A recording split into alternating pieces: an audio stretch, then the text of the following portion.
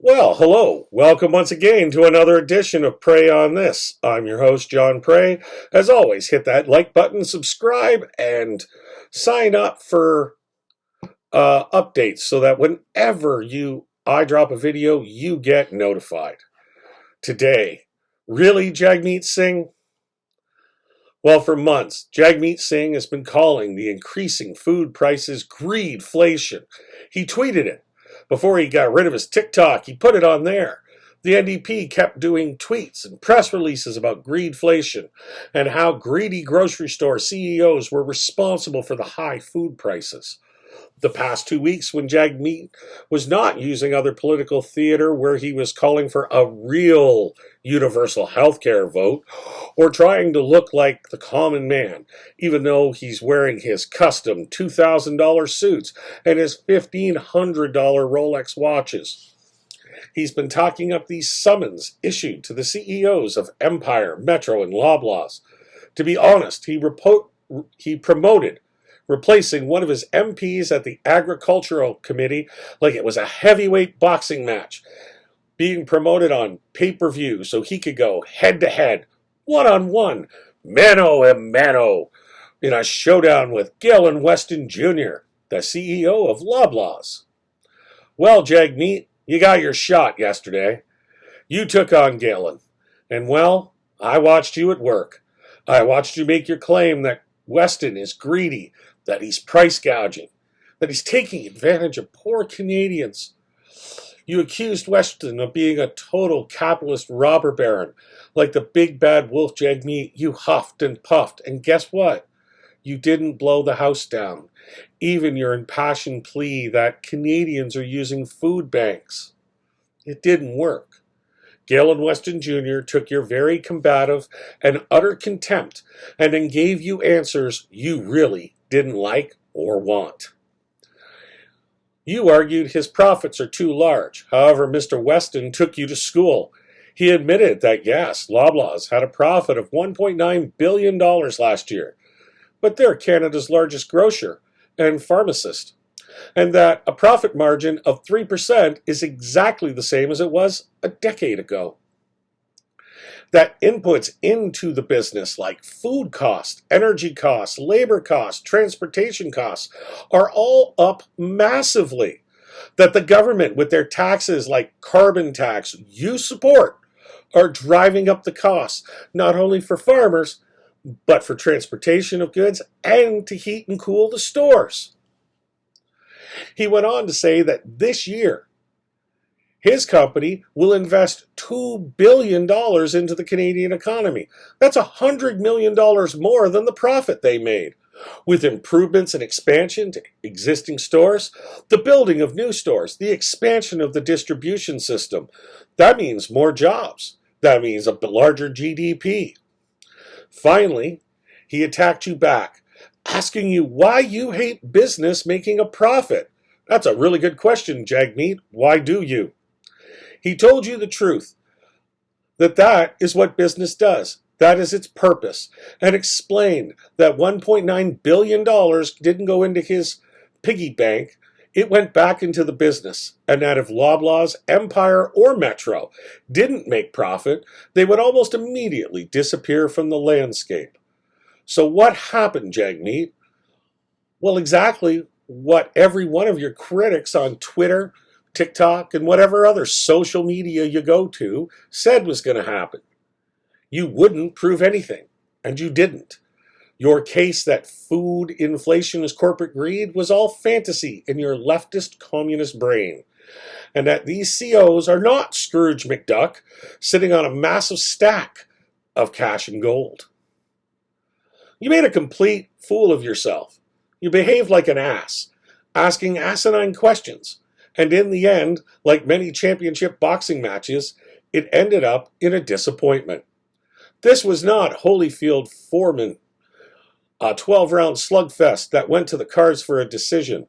This was definitely not a battle for the ages. There was no back and forth. There was no incredible 7th round where the fight was almost decided with one punch. No, this was Mike Tyson versus Michael Spinks fight.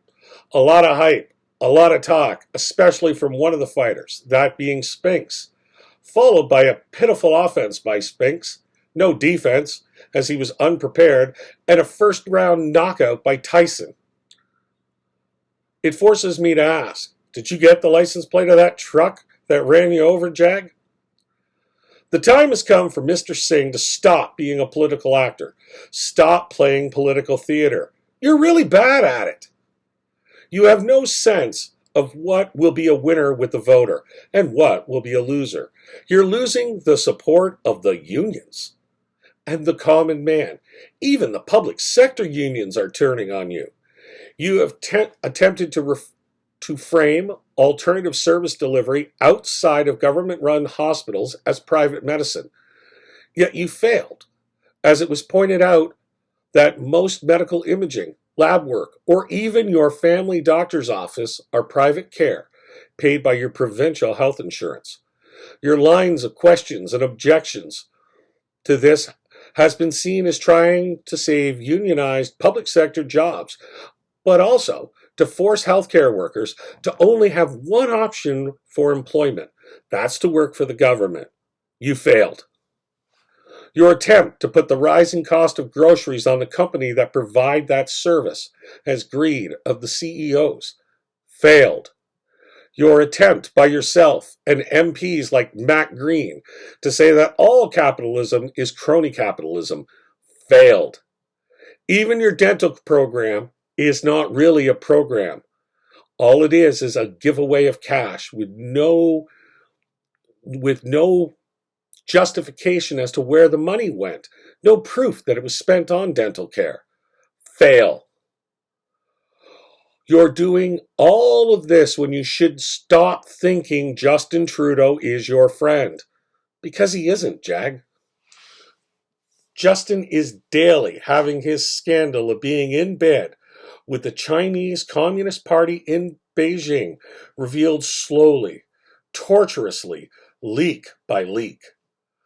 That the Liberals have and are receiving money and support to win elections and make sure Liberals win, not the NDP, and that the Prime Minister either did know about it or should have known because his office has had regular briefings since 2017. Even the special committee Trudeau set up to monitor and report on elections is leaking documents about the influence that Trudeau had reports it was happening in January 2019. The longer you play distraction of political theater that is failing to gain traction because you can't sell it, it's hurting you and your party. What it's hurting even more is you are an opposition party. You are not part of the government. You can't criticize Trudeau all night on Twitter, then prop him up during the day. We all see your act. No one's buying it. He is the emperor with no clothes.